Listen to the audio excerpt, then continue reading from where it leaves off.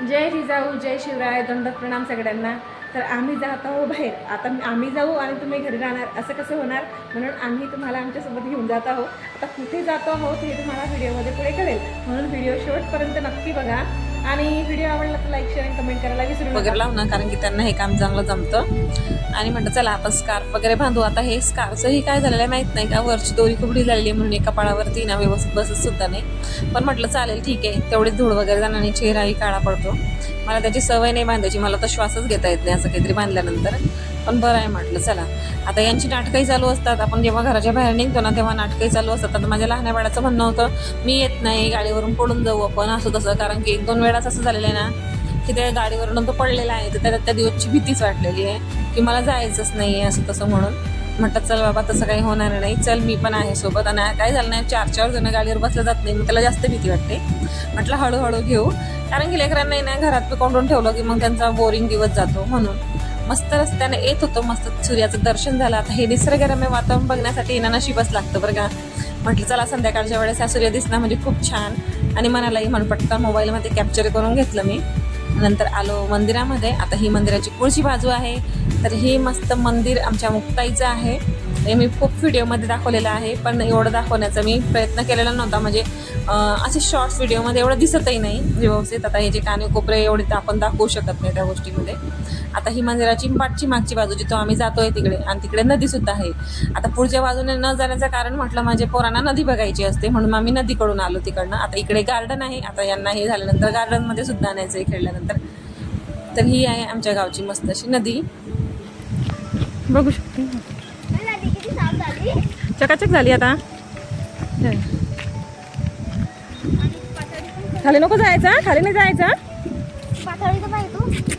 बघ ना. मला तर लय आवडते रे भाऊ. पातळी खाली गेली, पण मग आता पाणी स्वच्छ केलं त्यांनी. माहिती ते नागिन किती झाली होती तिच्या रिअल. ते तिकडे झाली पण तिकडे किती दिसते ती हिरवी चांगलं आहे ती. जेसीपी वगैरे कशी गेली काय गेली त्यांनाच माहिती असते ते. चला आता हे मंदिर आहे इकडे. आता यांची नदी वगैरे बघून झाली. चला आता अगोदर दर्शन घेऊ. आता जसं म्हटलं ना, आता आमचं गाव आहे ना तीर्थक्षेत्र म्हणून ओळखलं जातं. जळगाव जिल्ह्यामध्ये खूप प्रसिद्ध असं ठिकाण आहे. आणि पंढरपूरचे लोक इथं वारीला येतात, सगळे येतात. आणि इथले दर्शन घेतल्याशिवाय त्यांची वारी पूर्ण होत नाही असं त्यांची मान्यता आहे. आणि इथे आहे ना कार्यक्रम चालूच असतात, छोटे मोठे का होईना. 4-5 लोकही असले तरी त्यांचं भजन कीर्तन हे चालूच असतं. आणि एकादशीला तर सांगायचंच काम नाही. शिवरात्रीला, महाशिवरात्रीला, आषाढी एकादशीला, महिन्याची वारी जी असते त्याला सांगायचंच काम नाही. म्हणजे खूप खूप भारी इथं लागतं. आणि घरी जावंच वाटत नाही इथं आल्यानंतर. कडाडाली वीज निरंजनी मुक्ताई इथे गुप्त झाली असा इथला बोध आहे. इथं मंत्र लिहिलेला आहे तसा, कारण इथं वीज कडाडली होती तेव्हा आमची मुक्ताई गुप्त झालेली. ही ओरिजिनल मूर्ती आहे मुक्ताईची. मुक्ताई गुप्त झाल्यानंतर इथे ही मूर्ती प्रकट झालेली आहे. तर म्हणून इथं पाठीमागून कोरल्या गेलं बांधकाम, पण ही इथला धक्काही लागलेला नाही आहे. व्यवस्थित तिथं तसं मस्त छान केलेलं. आणि म्हणून विठ्ठल रुक्मिणीची मूर्तीसुद्धा तिथं आपोआप प्रकट झालेली आहे. नंतर बाहेर आलो. आता ह्या बाहेरचा पेज इतका भारी आहे ना, जसं आपलं शेगावचं मंदिर आहे ना गजानन बाबाचं, तसंच हा आहे हे. आता जसं ही बारी लागते इकडनं वरती खालती बारी लागते, तेव्हा लोक केव्हाच्या केव्हा 3-4 तासानंतर मुक्ताईचं दर्शन घ्यायला जातात. खूप भारी मोठा पेज आहे हा. आणि जेव्हा लग्न वगैरे असते कोणाचं तर फोटोशूटसाठी, प्री वेडिंगसाठी ही जागा एकदम उत्तम आहे. कारण नदीही येते आणि इथला जो बॅकग्राऊंड आहे ना हे खूप भारी, म्हणजे आमच्या गावचं 1 नंबर म्हटलं तरी चालेल असं हे ठिकाण आहे.